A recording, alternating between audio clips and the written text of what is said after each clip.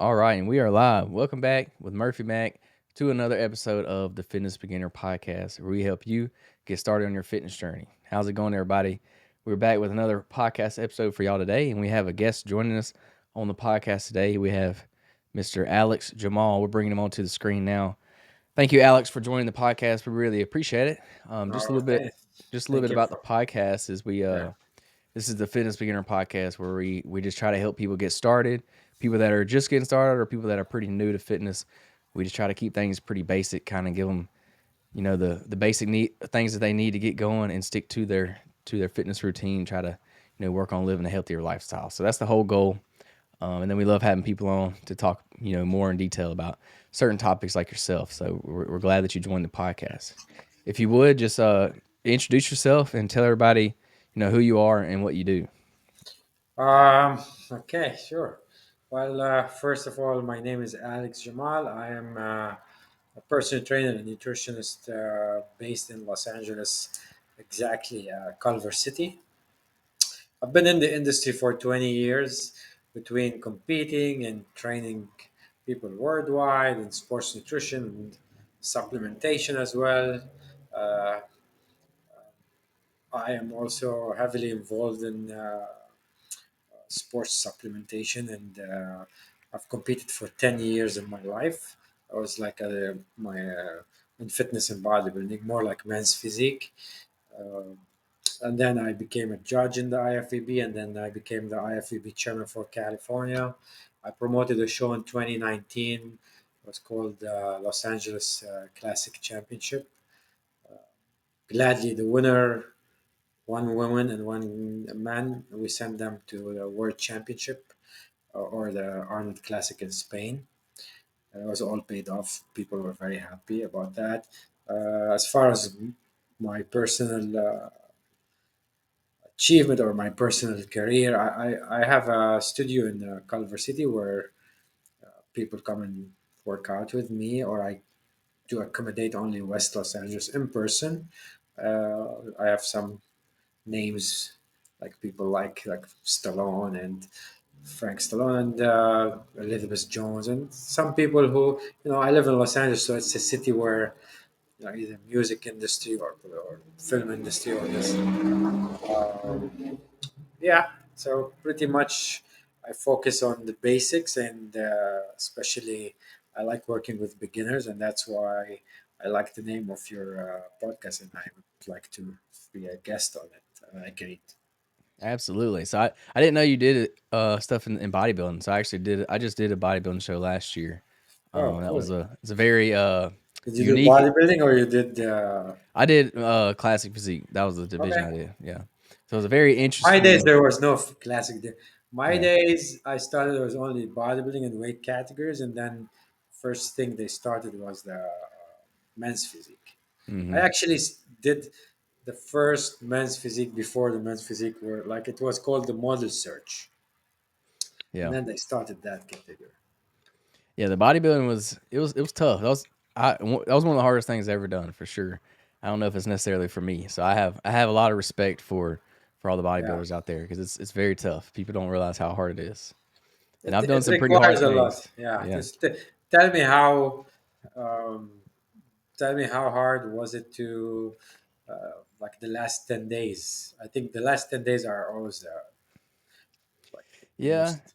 To me, I felt like weeks 4 and 5 weeks out to me for some reason was the hardest. I don't know why, but it was. I struggled very hard during like a month out. And then I guess once I got closer, I was like, okay, I'm only a week out or I'm 2 weeks out. I guess since it was so close, it wasn't as bad to me. But yeah, I mean, yeah, it's still Yeah. tough, but mentally I was more with it there during that time. Yeah. So I don't know what it was about week like 4 or week 5 out from the show, but it was tough for me. I was not having fun during that time. Yeah, I guess yeah. So it's always like a personal, like whatever the person wants from that. It's more like personal perspective. Uh, to me, I always want. I was like, I give it. I want to do more. I want to do more. Hmm. I was doing it maybe once or twice a year because it taxes the body so much, and it really requires a lot of discipline, a lot of Hmm. like you don't want to, you need to have your own mindset and own life. Like you have literally to dedicate everything for that. Yeah, your life literally revolves around bodybuilding when you're doing the show. Yeah, I people remember, won't like it. yeah, I literally had to take a lunchbox with meal prep meals everywhere I went. Like everywhere I went, I had meals. Cause and I would have to stop at like random gas stations on the side of the road to use their microwave to heat up my food. Like I was, Yeah, that's what I this was is how. doing. That's how. Yeah, and like if you and if people will invite you somewhere, you either have to tell them, okay, look, I eat one, two, three, or please don't invite me, or you bring your food, and it's like they feel like kind of some of them like kind of insulting because you're not eating Hmm. their food. There's something wrong with it, but no, it's you want to stick to the plan so you can be the best version of you on stage, which is a little bit. After years, I don't miss it. Yeah, Yeah. it was definitely no, not a lot of social gatherings during that No. time. Even food, with the food aside of it, like I didn't want to go nowhere. I had no energy. Like I didn't want to go to. I just wanted to sit at home on my couch once I got home for the day. I didn't want to do Yeah. nothing else. The energy goes down. Yeah, The energy goes it was definitely. a unique experience. I'm never gonna say never, but I probably will do one again sometime, but Yeah. not anytime soon for me. I'm good on that for a while. Um, I have this thing where like I do a different challenge each year. So last year was a bodybuilding show. Okay. So Sounds good. yeah, Yeah. we may come back around to it later on. We'll see. So what got you into fitness? How did you get started? You said you've been in the industry for 20 years now. What led up to that decision? I loved sports, since I was a kid. So I always wanted to be like a champion. That and make that as a something like a profession, and as a professional, something that I will like just doing sport all the time. So when I started as I wanted to be a basketball player, but my size didn't help much, and every time I would get injured badly, and and then at the age of like 17, I missed my tryout for the team, the big team, and I didn't. I said to myself, I think I'm in the wrong place. It's not gonna work for me.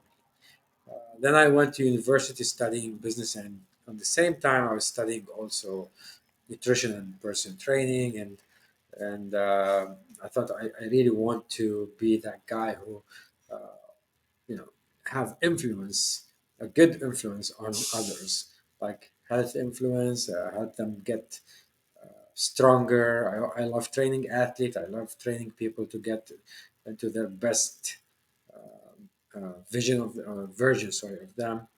So, and I love nutrition so much. When I was in my 17, 18, like, I was reading books and studying very well in biology and chemistry. So, uh, because I wanted to, as myself, I wanted also to be strong, and I wanted to be lean, and I wanted to be performing very well. And I was like, what should I take here, here, and there? Back in my days, there was information was limited, like especially when it comes to sports nutrition, was mainly in magazines. Then the beginning of the internet, you'll be able to look some stuff on the internet. So then, as I told you, like I'm in university, I started. Then I got a part-time job as a personal trainer, and I started feeling like, oh, I really like that, and I really feel like I can excel in this, and I can make a living from it, and I can grow more. So in my undergrad, I have a business degree, but once I was done from it, I was already working for Optim Nutrition. Probably, I'm sure you know it. The sports nutrition company. And at the same time, I stayed training people. Then I decided to go to do a master's in sports and exercise nutrition, and everything was just like falling in its place because I never. There was a lot of tough days that okay, maybe my personal training was very slow. I'm not making enough from it, but I never stopped, or like it didn't make me quit and change my career. So I kept going. It definitely, it will take a lot of time. You always have to keep up with the new, let's just say, trends, or like whatever is up to, and you definitely have to keep marketing yourself. So it worked well with me because when I was at my peak, I was working out and training others. So it was like this was all like kind of my territory. It's always like I'm in control of things, and I liked it, and it felt very good for me. And it's very important to have something that, There's this saying, "Blessed be the man whose job is his hobby." So Hmm. if you make your job as a hobby almost, or if you feel that's the one, you can really go the distance on it. Yeah, and personal training, it's a hard thing to do. Like it's a hard job to be good at, because there's if you're not good at it, you're not gonna be very successful at it. So that's Yeah, you have to have, first of all, I'll tell that to all the beginner trainers. You have to have a lot of patience. Okay, Mhm. there will be like sometimes you have one client. So what are you gonna do, right? But then you shouldn't, if you really like it, if you really feel that you can excel in that place, then know that the good days will come, but you have to keep pushing yourself in a good way, and market yourself, and know that it's more like I have that in my bio on my website, like health is wealth and I'm a messenger. So you really have to focus more on making people understand that they're doing this for their own health. It's not Mhm. about the look. The look comes. The look will come with your good nutrition, good training. It will come, but it's all about the inside you more than just the outside, and helping people understand that and leaving a good impression and a good like feeling on them, that then these clients or these people will talk good about you, and it's the word of mouth will really help you a lot in your career. Yeah, absolutely. You'll get your best customers that way for sure, Yeah. by word of mouth. Or- But yeah, just say, knowing that you've been in the industry for 20 years doing it, that obviously means you're very good at what you do. Because if you're not good, you ain't gonna last 20 years. yeah. Not in personal training, you won't. No, I mean, I was also blessed because I got the support of a lot of good friends, and Mhm. when I moved to LA, I get to be, friends with. Also, my time bodybuilding was, it's almost at the end of the peak, so it was good. So I was good being around a couple of big names, Mr. Olympias, and I was heavily involved in the industry, so that helped me grow my name. Mhm. And then you meet. I met Frank Stallone, and Frank referred me clients, and when you stay in one city and try to stay around and market yourself, then that's how you could really grow and keep growing. But if you want to be doing multitasking things, personally, I don't prefer it, but I don't think it's gonna be a good journey for your or like a good career path for you. You mentioned you have a studio. Do you just do in person training? No, I Do you do do online training. I online? do online. I actually have clients in North Carolina. I have clients in Canada, and it's on my website. It's easy sign up, or like you just can email me or like send me a message through the website. But I do more in person because I think, which is great because it's really a blessing so far. 'Cause people are still wanting to interact with the humans, and a lot of, especially the beginners. I think, and I have like a huge experience in that. But I really would, for your viewers or your listeners, uh, make a small budget if you want to start your fitness journey, or you want to have, and like now it's November, next Many people say New Year resolution stuff. Make a small budget every year and hire a trainer. Hire a good trainer or hire a good nutritionist as well if you can. Yeah, but they're not the same, by the way. You gotta remember it. You have to have the knowledge in each. They're two different fields. Science, nutrition is a science by itself. Exercise, kinesiology, is another. But they come together in the same path. They both you have to have both in a good way. So have a small budget, get a trainer to fix your form, your exercises, correct you where you feel where you need correction, and if you need to have to be accountable, that trainer will help you be accountable. This is very important, and it will help you on from the day you hire them or him or her to the rest of your life. Like for example, I get calls from clients. Oh, I had a trainer, uh, but he had to move, and my trainer taught me one, two, three, or like they were with me for 3 years, and I really like to have someone to keep me accountable.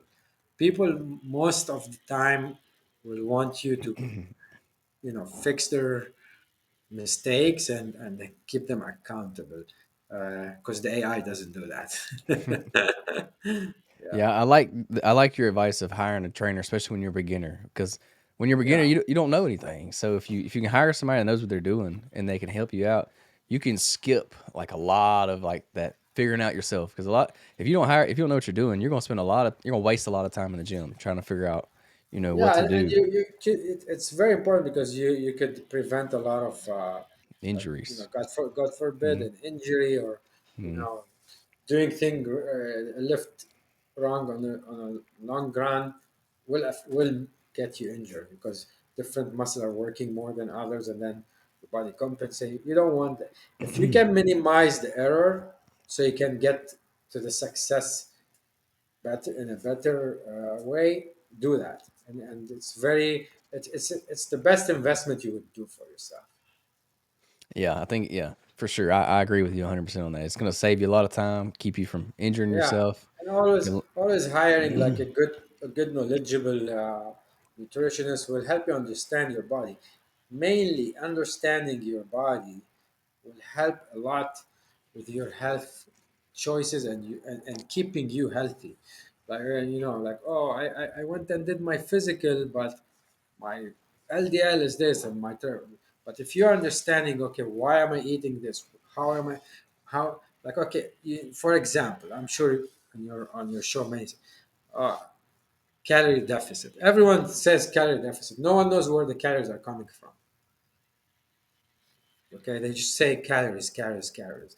But the body processes calories in a different way. So if you're able to get to someone who can really help you with your nutrition and spending a little bit time with you, telling you about this these calories, how the body use them, and where should your calories come from according to your goal, then do that.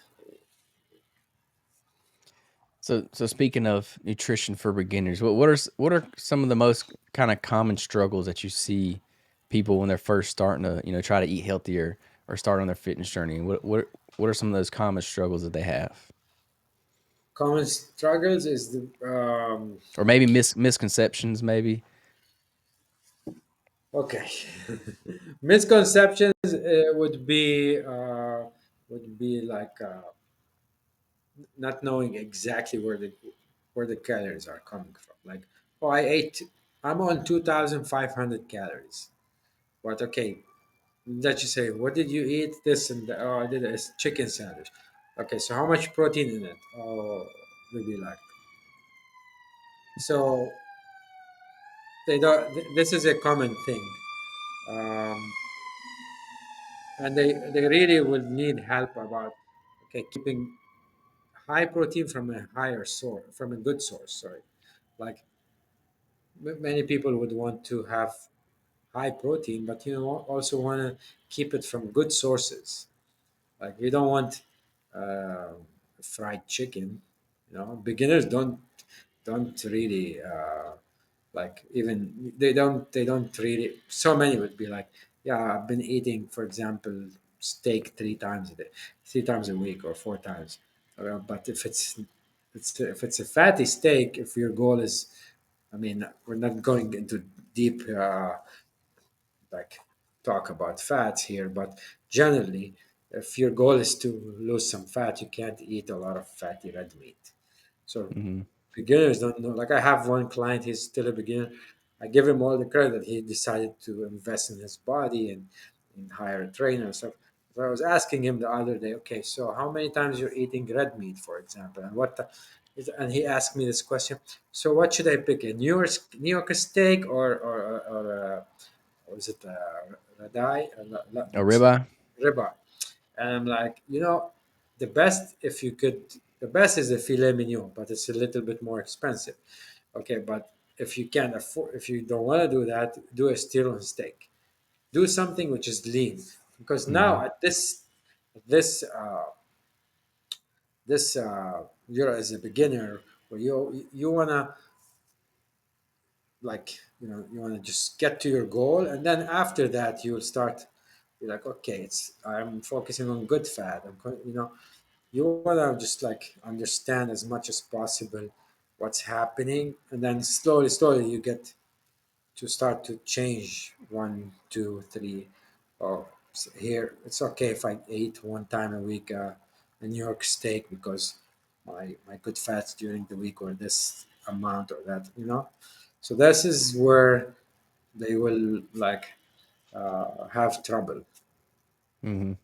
So just try to simplify it as much as you can when you're first starting out. Make it Make it simple as simple. much because you want the train to stick to you want them to stick on the track. So once Mm-hmm. they start going on the track, slowly, say, okay, you know what? Now you are consistent on your training. Now you are consistent, that you say, because people on your food, you say some people eat one meat, some people get busy two meat, but when you make them do it the right way, then okay, now the puzzle has to go slowly.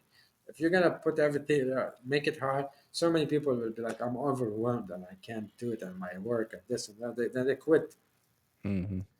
It happens a lot with beginners, and some people, let's face it. I mean, I like I said, like I've been working out myself 23 years, or 24 maybe. But so after a while, okay, this thing is if you don't have the mindset for it, excuse me, I mean, the gym is boring, Yeah. right? Who Mm-hmm. wants to keep? Now you see those. At least nowadays you guys have on the treadmill, or all the touch screen on everything. To just imagine, you have everything on the screen in front of you to make you finish that 40 minutes of cardio or 30 minutes of cardio, which is uh, back in the days there was not even a screen. It's like a timer, levels, and Mm-hmm. incline. That was it. So you don't want to make it hard on them. Yeah, it does get boring. I've talked about this a lot. You got to find things that you like and things that work with you, Yeah, because there's so many different like styles of training now. I'm not, some may be better than others, but if you don't like one style, that then doing the other one's at least better than doing nothing. You got to something's better than nothing. So try different styles, different training, regimens, things like that, and see which one works for you, and just try to whichever one you can be consistent with, just stick with that. And that's what I exactly. say, especially for beginners, because it's like you said, it gets too complicated sometimes, and then they just end up giving up, and then they quit. So it's like it don't do you any good. So I always say, find what you like, try them all out, try different styles of training out, different gyms, different trainers, maybe, and see which one sticks with you the best. Yeah, see where you find yourself really like comfortable. You really feel like you're able to stay consistent, and most importantly is where you can be consistent. Hmm.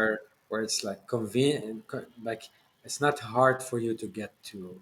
For example, uh, I have I'm in a good area, Culver City, but a lot of my clients are around me, so it's like Hmm. convenience to like either walk to me or drive 5 minutes. That's very important for the person, not for me. For me, I'm waiting for everybody. But for them to be able to, do it. If the gym is like 30 minutes with traffic, you'd think three times before going, Yeah, you right? got to take away the barriers. You can't have all Yeah. the barriers in the way because the more convenient you can make it, the more likely you are to do it. And that's for sure. Yeah.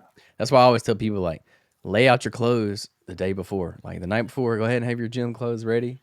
Have Yeah, your that's why we say failing to prepare is preparing to fail. Like yeah, for the same thing with food. If you're gonna wait till the last minute to think, oh, well, I'm gonna eat now. So if you yeah, have the meal ready, you don't think of like, oh, let me order food from outside, like whatever. yeah. Absolutely. I meal prepping is like critical for me. I have to meal prep. If not, I will eat some junk. I will. Yeah, I'm known to do I it. mean, It's so easy to go get fast food nowadays that so. But if I have meal prep, if I have it ready and get ready to go, and I can just yeah, with pop it in all the these microwave. deliveries we have, yeah, it's very easy. So let's see. Um, so for someone who has like some long standing habits that they've had for a long time that's not necessarily serving them, what's kind of that first step that they can take to help kind of replace that old habit or that old pattern to try to create better ones? Um, yeah, this is there's this book. It's called Happy Habits. It's an interesting book, and it talks about like like I just was just saying, make a plan, sit with yourself and make a plan, and every day try or every week try to implement one good habit, all right, and then the week after you do another good habit. So um, and then you see yourself after in the end you put like a conclusion and see, okay, did that make me feel or like help me get to my goal and help me be a better person, and that's where I think it's very important, like we as humans more go with habits. So if you don't have someone to really coach you, and sometimes the good friends help, you know having a good circle of good friends, that will help you a lot in acquiring good habits. And that's one thing. The other, like I said, trying to implement every week one thing and taking away something, and then at the end of the month, uh, kind of like sit and self-criticize yourself and write down a few person. It helps to sit and write. It helps you get in touch with yourself and understand, okay, that's not didn't work for me, this is good, but and then if you get a good feedback from or like feedback from a good mentor or good friends, that would be very impactful on you. Yeah, people underestimate how big of a change just one little thing could do. It's like you said, add one more each week. That's a great advice there because people try to add too much at one time. They try to put too much on their plate. Yeah, So just add one, and until you can get consistent with that one, and then add another one, and then add another. And before long, you'll be done changed the way you do how your whole yeah, day looks. So yeah, that's because we're kind of as a human, we're like a complex of like habits. hmm If like a bad habit is eating late at night in the front of the TV and sleeping, and it could cause bad digestion. So that's a bad habit, and you don't want, for example. hmm So so as a personal trainer and a sports nutritionist, how do you combine training and nutrition strategies for your clients, or do you try to keep them separate? Uh, well, if they hire me for both things, for both nutrition and sports, sorry, and training, then I'll have to have a questionnaire. I have to ask them about their life, about food allergies. I get in depth with them, and if they can provide or have a blood test, if they can do that, and if they have a recent blood test, I'll take a look at it, and then and from there I see what we can do to help them stay healthy or be better or get healthy. And if that's when it comes to nutrition, and see how much they can come and meet with me and work out with me. And if they can't meet with me more, for example, more than 2 3 times a week, then they have to do the work on the days they don't see me. And then they check in with me every week. That I would like, okay, hey, did you do this? Did you do that? How was the workout? What's happened? So this is important because always as a trainer, they're going to come back and tell you, okay, you know, I thought I'm going to be looking like this way, or oh, I don't feel it. So, okay, you see your trainer or you see me for 2 3 times a week. The rest of the hours is you. So Mhm. you have to be accountable. You can't blame the 5 days on your trainer just because you see you exercise twice with them. So that's I make it clear to my clients. Okay, you're welcome if you have time. You can. If I also have time, if I can have you more, then I would love to. But then I take more responsibility because then I have to deliver more for you because you're coming and training with me. And then if they're not able to buy my nutrition plans or like sign up with my nutrition, I give them nutrition advices as we are working out, and I give them, okay, look, these are some supplements that work, and the rest I don't endorse exactly one company. I worked with many companies and BPI, Opti Nutrition, to name some, and some others, Atkins. So but I don't say like, okay, this is the best, the other is not.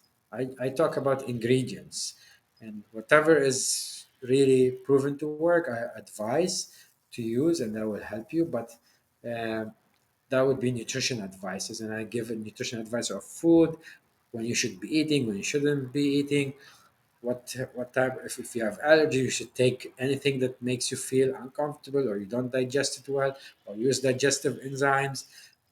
It's important.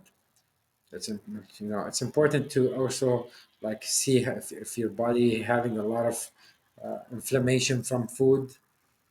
You're feeling, you know, what we say in general, like the gut feeling. Okay, that is real, but that comes from mainly, food will either make you or break you. To be honest with you, you are what you eat. This is a real statement, because if you really wanna look clean and be strong, you really have to be on a high protein diet. I mean, you know it. You tried the bodybuilding, and you probably the more you kept going on high protein, you felt, oh, I'm looking more leaner. I'm saying, but it's actually an easy. This is the equation. You are what you eat. You want to look clean, you gotta eat clean food. You want to look a little bit bulky, you can increase your calories, but then you're gonna risk your, if you want to look shredded too much, it's fine. You cannot keep that unless you're genetically gifted this way, for example. So it's those things people don't really get until you talk to them about it. Not only once, you Mm. probably talk about them a couple of times. But it's okay. It's my hobby. It's my job. It's my thing. I mean, I enjoy it. Like every day, I constantly. And sometimes, I I have 3 clients this morning. You have to say probably the same thing, but to a different person. Mhm. You kind of like be like, did I say that before or not? Yeah. Yeah, you mentioned that they won't see the results, um, because they're by themselves, all day. Besides, roughly 1 hour when they're with you during the day. I like to use, like, I guess it's called the 23 and 1 rule. I don't know if that's a name for it, but like your results will come from the other 23 hours in the day. Yeah, outside of that 1 hour that you're at the gym, or 1 hour that you're with your trainer or whatever that is. So it's what exactly. you do in those other hours. That's where you're really going to see the results, because that's when you're eating, that's when you're sleeping, recovering, all that. That's when you're that's where real life hits you in those hours. So it's what you do Like then.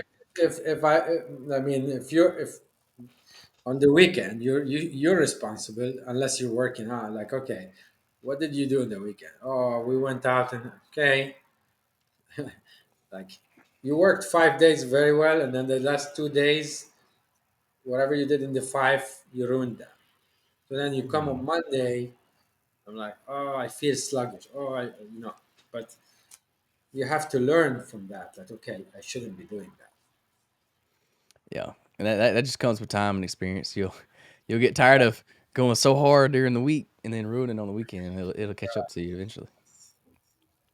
So you say you work with a wide range of clients. Is there a certain clientele that you typically work with, or one that you prefer working with? I know you say you did a lot with sports and things. So what does your clientele look like right now?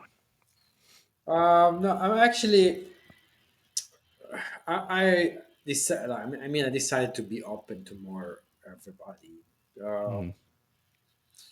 but I have more like I'm more like you know more like a 40 and above people. I think I do Hmm. have some younger actually, but I I think because of the uh, the life expenses and what it is to have such a service, people who can really keep with training are people who are in a higher, like a mid to high income. Hmm. Unfortunately, I don't like. I mean, I'm a generally I'm a kind of affordable. Like I try to help everyone as much as I can, because I again I had this in my heart since I was young. Like I really want to always leave a good impression on everybody. I mean, I have tons of messages that, there was one time, for example, I'm competing in the Arnold Classic, and we're standing in line as athletes, and I genetically I had a great chest, and I was also working out a lot, of course. So two athletes and one guy said, Could you please tell us your chest routine?" And there was this guy, I gave him my chest routine. I said, yeah, sure, do this. And if you want, reach out to me. That time there was only Facebook. There was no internet. Sorry, no Instagram. And maybe 6 months later, I got a great text from thanking me so much about, you know, how much I changed his life. And he was not my client. I'm just saying. From my client, you can go on my Google page or my website. You see all the real reviews. I don't buy reviews. I don't ask. I ask an honest opinion. So yeah, this is like this is one thing. Like I try to help everybody, for example. But nowadays younger people want to go maybe with their friends to the gym, or like unless they are athletes paid by someone, then they can hire me. Like I have a soccer player. He's still young, but his mom and dad are able to hire me as a coach and another because they really want to have him as a professional soccer Hmm. player in the future. And I would love to have an impact on this guy, for example. But I do have some celebrities as well, and yeah, I enjoy training those people as well. Like, but I never really like specify. Like, I only picked like my friend, for example, is a very well known celebrity trainer, but he only wanted to do actors. Hmm. It wasn't my preference. So it's really what you want. I like to have businessmen, businesswomen, lawyers, doctors. You know, one of my clients, and I'm very blessed. So his name is Doctor. He actually had a couple of books. He hired me because he wanted to write a book about muscles, and he stayed my client for 4 years. It was amazing to have someone like your client for 4 years. I mean, this is one of the I take it as a great success. That's humbly. Hmm. because people, like, imagine you're a trainer for someone for many years. I have Lisa as well. Like, she's my client from East Coast. She came here as well. She's been with me for 4 years.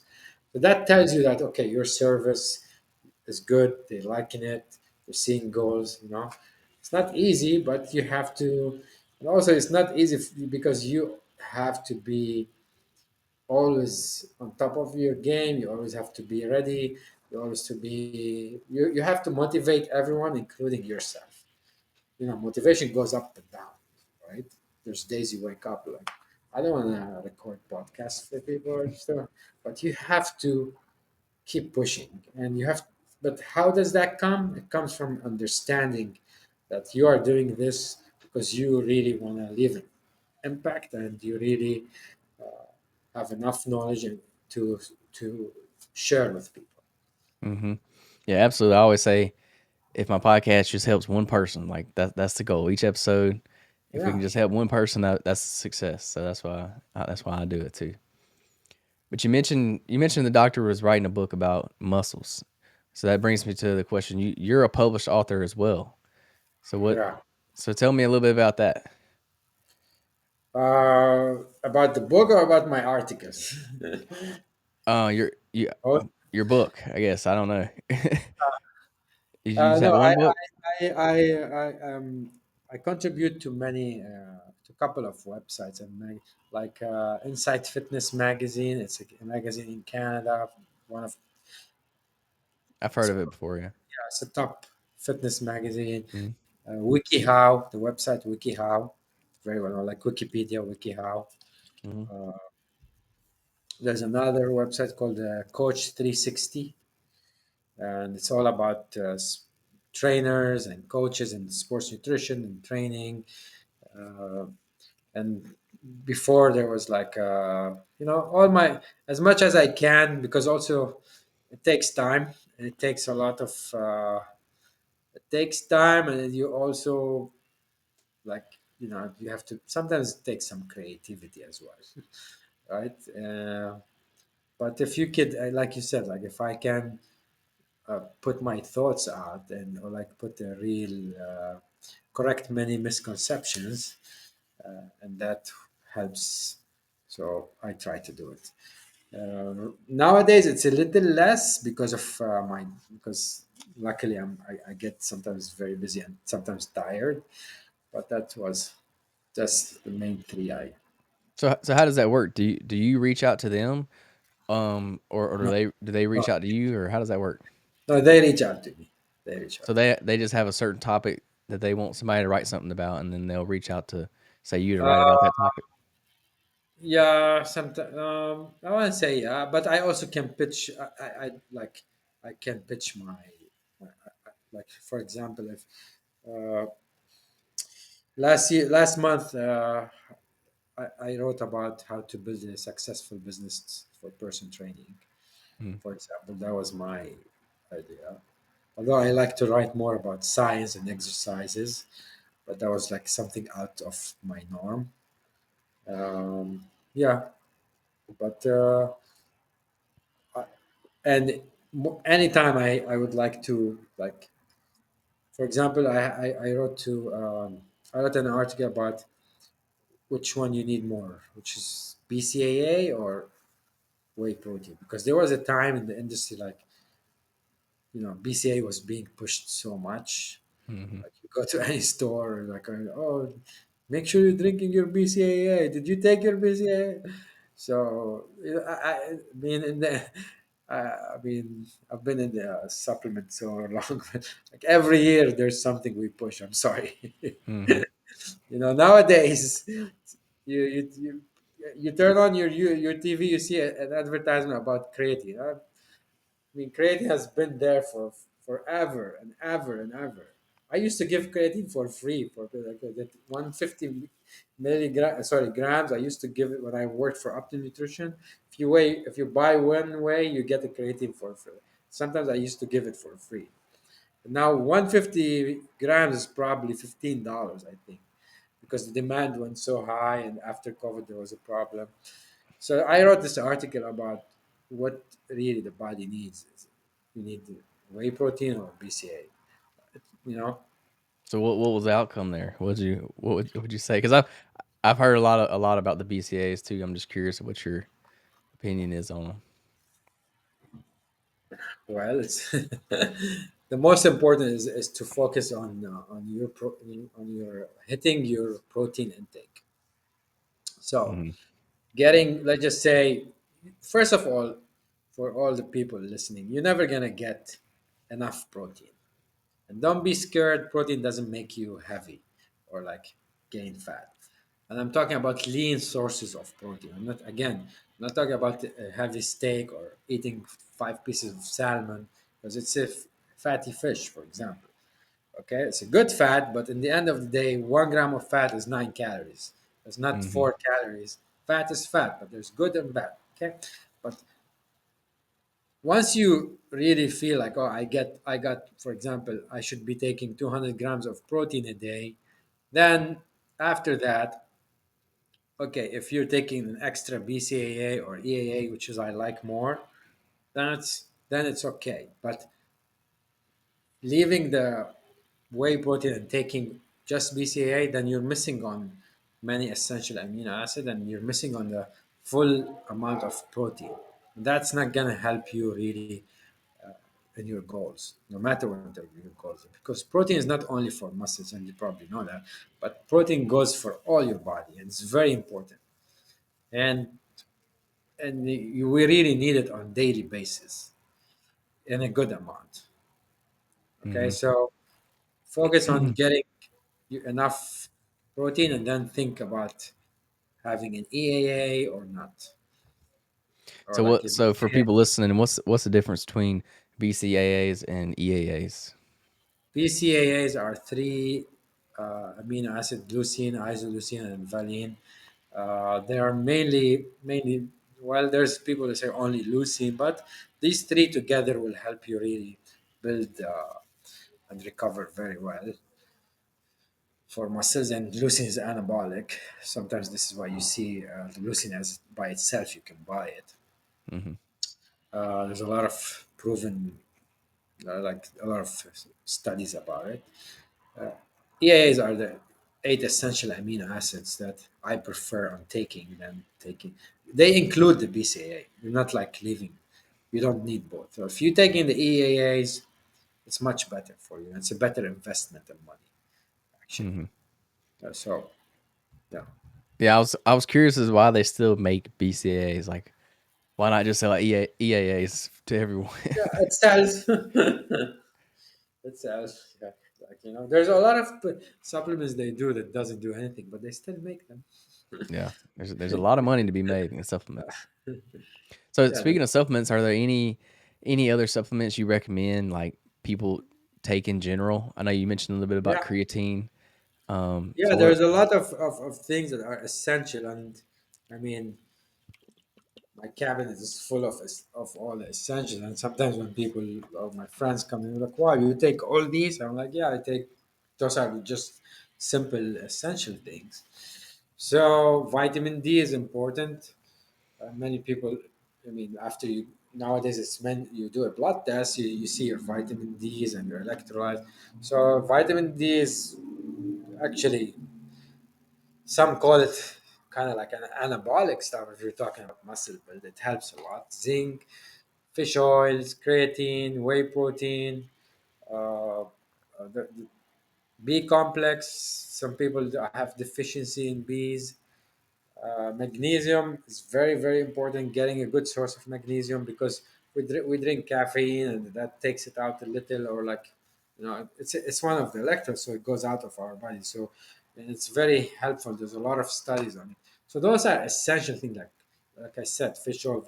So these are minerals and vitamins. We're not saying anything outside of like out of this world, like, you know because most of us, it's hard to eat every day a balanced, or like you should be eating a balanced diet, but it's hard to get All the nutrients all the in. minerals and the Hmm. nutrients and on daily basis. So this is why we use some extra supplementation, and it helps in your immunity and helps keeping you healthy. Hmm. So I got one more question for you. So for Yeah. somebody who's listening today and they may be stuck or they may be, discouraged or if they're intimidated by the idea of like starting or going to a gym, what's the simplest action that they can do like today to help them, get started on that journey, on that path? Simplest thing, um, start doing power walks. It's the simplest Mhm. thing. Start doing power walk, meaning in a quicker pace than your usual. Every day, 30 minutes, 20 minutes, whatever you could do. And you don't have to do it every day for 6 days. Do it every other day. And then once you get into this good habit, then you add on it. I'll do a couple of push-ups before I leave my house, and then I walk. And, I mean, this is just simple thing. If you don't want to do push-up, do body weight squats. If you don't want to do squats and push-ups, lay down and do a plank, and then Mhm. walk 20 30 minutes. And this will help you start moving. And once you get that going, if you don't like the gym, buy a pair of dumbbells or buy a rubber band, and then Mhm. do those, and then walk. Don't do your cardio first, and then you do your lifting. No, do some lifting and then do your cardio, Yeah, because I that's like how that you answer. burn more. Yeah, Yeah, I, and I it always costs nothing. absolutely. That's why I always tell people to walk. Walking's a great exercise. I know we don't necessarily think of it as an exercise because we do it all the time, anyways. But like just adding those extra steps in, it can go a long way over time. So that's Yeah, I like has a that. lot of benefits on the brain, on the body, on the joints. You know, we are not born to sit, and you Hmm. see 80% or 70% of people nowadays have back problems or hip problems because we're not made to sit 9 hours. Because remember, let's just say you have a job where you sit 6 hours. I'm not gonna say 9 hours, okay? Sit 6 hours. And then you sleep around 8 hours. That's a total of 14 hours where your body is doing nothing. So you don't want that. Eventually, if you eat bad, you get heavy, and then they increase uh, your work, and you sit more, and then the problems started coming. Because the body, unfortunately, if you don't burn and don't move, let's just say you are pre-diabetic, which is sad because nowadays so many people are like that. One thing will lead to another. Then you're gonna have some blood pressure problem. So walking, moving quickly is something free and easy. And if you are in a state where nowadays winter time, just get some rubber bands and do some exercise indoor, squat. That's it. Absolutely, yeah. I like walking because it's like you said, it's free, it's Yeah. accessible. Most people can do it, and then go from there. You start working out in your living room. Pull up a workout on the TV on your phone or something, and use the Something. bands and dumbbells and stuff. So it don't have to be difficult. You can make it simple. You just Yeah. gotta be consistent with it over time because like one workout's not really gonna do much, but that same workout over a few months that can make a Oh big yeah. difference. Hmm. It's accumulated work. Keep Yeah, pushing, keep going. You get there. it's compound interest. That's how I like Yeah. to say it. Exactly. It adds on top. It adds to each on top of each other. So yeah, if you would just let everybody know where they can find you at, like if you have social media or your website. Yeah. Sure. I have two Instagrams. One of them is the trainer Alex, and the second is my company name, Fitness Results Coach. My website is also Fitness Results Coach, and in my website you can see all my social media down there. Mhm. On Facebook, it's Fitness Results Coach or Alex Jamal, the same. Uh, Pretty much easy. Even if you go on Google, just write Alex Jamal, I'll pop up. It's easy. Awesome. Well, thank you. I appreciate you coming on the podcast. I I enjoyed our appreciate you time having together. me. Thank you. Oh I yeah. hope what I shared helped all your listeners. Oh yeah, absolutely. I love when we have people on talk about different things. So I always learn something new every time. So I always enjoy getting to talk to other people in the Thank you. industry because I love doing this stuff too. Like I'm a fitness enthusiast at heart. Like I Yeah, don't work in fitness. I'm not a trainer or anything. I don't work in fitness. So I this is literally just a passion for me. So I love getting to Oh, spread it with other people to I'm try to help happy them. to be able to contribute to your website and be sorry your podcast and be on it. And I did check it quickly, and the name is great. And you have a lot of interesting guests, and you're doing it. You're doing good, man. Good luck, and I hope more success for you. Absolutely. I appreciate it. So thank you again for joining the podcast. And y'all be sure to tune in next week for another episode of the Fitness Beginner Podcast.